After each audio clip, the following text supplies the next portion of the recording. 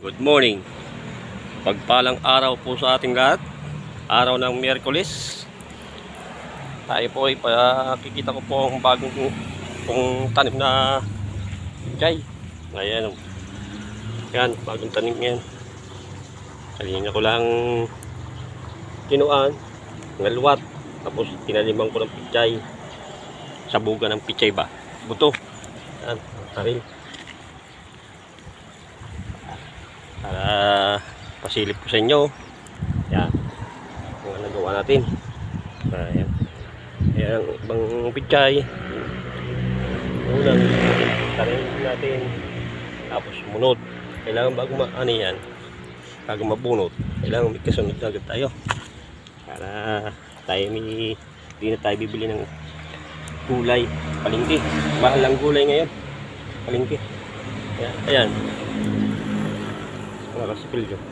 So, kita nyo konting pusat.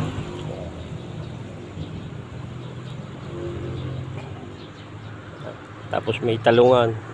Ayan. Ayan. May malunggay din. Ayan. Tapos may papaya din tayo dyan. Ayan na. Tapos kamote. Yan. Ayan. Mga sipilyo. Dito tayo sa initan. Gawa ng di pa tayo tapos. Kailangan natin tapusin to. Medyo ilubog-lubog natin yung buto ng pichay. Hindi masyado makita ng guyam. Dahil pagkapag nakita ng guyam niya, kaputi ng kaputi sa kanilang bahay. Kailangan tabunan natin ang lupa. Para hindi masyado makita ng guyam. Kapag nakita yan, lamang.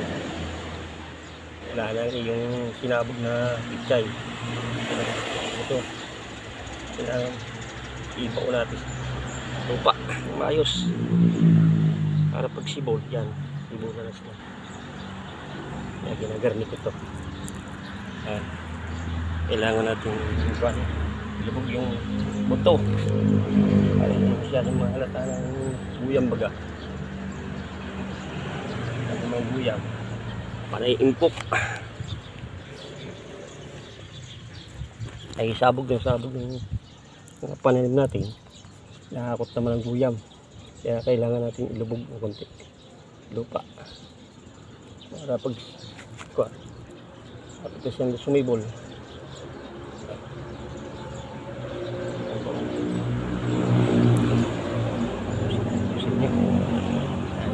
Kailangan natin ilubog yung buto. Para hindi siya makita. Kaya ginagayan natin. Pasensya na kayo sa aking vlog ngayon. At medyo maingay. Gawa ng malapit tayo sa kalsada. Ayan yun po. Kalsada sa may tulay. May dumadaan po. Pasensya na kayo. At pasensya na din kayo sa aking pagbablog na ito. Kahit pagbigay ng konting tip sa mga farmer natin dyan na kailangan natin kasabog ng punla, buto ng pichay, ating tabunan gawa ng nahakot mga guyam baga. Dubog natin ng konti kaya kamas-kamasin yung lupa para bumaon yung mga buto. Tapos na, yan. Maganda na ang simbol niyan. Sa ilalim na. Tatabunan na sila. Dami kasi ng guyam na maliliit. Gaabang. Kailangan natin tago sa kanila na. Tago natin ang konti.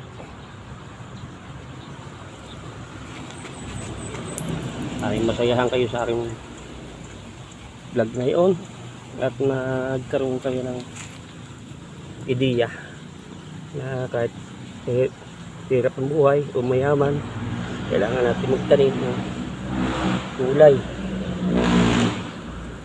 para kahit paano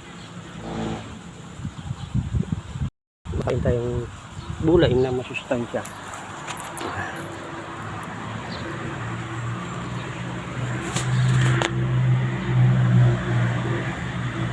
Silip ko na sa inyo. Grabe pong init ngayon. mga ka-farmer, mga kasipilyo dyan. Shout out sa mga nakaka-relate magtanim ng ganito. Shout out sa inyo lahat. Sa aking pamilya, shout out. Mindoro. Yan. Sahan nyo na sa aking pagbablog na ito.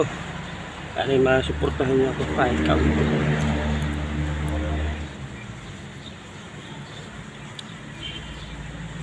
Sa aking FB page ng aking asawa at sa aking anak, puntahin nyo din po.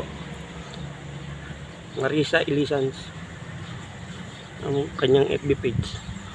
Sa akin pong anak ay Vladimir Sipilyo. Sa aking asawa po sa YouTube channel niya ay M. Elisan Vlog po. Sa akin po ay Sipilyo Vlog po. Ito po ang aking channel, Sipilyo Vlog.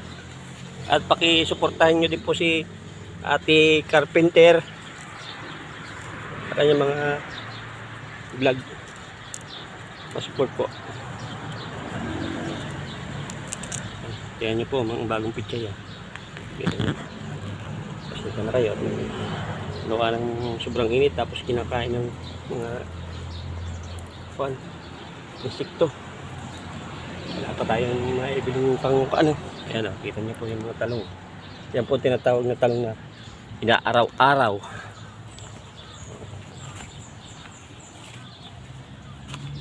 Yan, kita nyo po sa ilalim. Yan, naglawit-lawit po.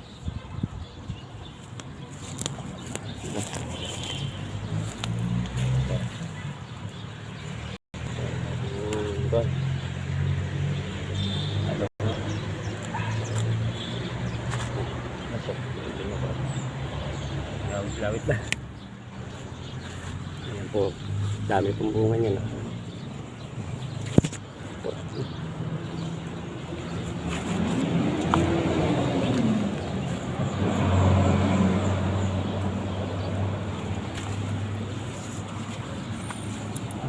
Laki na.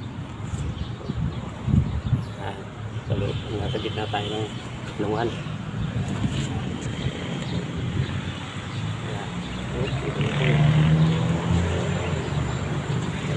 Araw ay bunga, maliliit pa lang.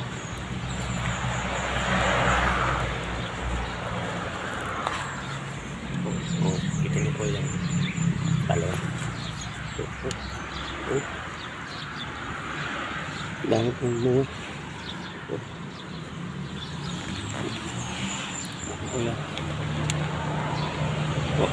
Yan po. Kaya yan lang po mga kasipilyo ang aking munting vlog. Sana yung magustuhan nyo. Mga bago pa lang po sa aking FB page tsaka sa aking YouTube channel, supportahan po. Yan lang po at maraming salamat. Sana yung nasa mabuti kayong kalagayan at walang anumang karamdaman. Yan lang po. At hanggang sa muli po, salamat sa inyong pagsama. Bye-bye.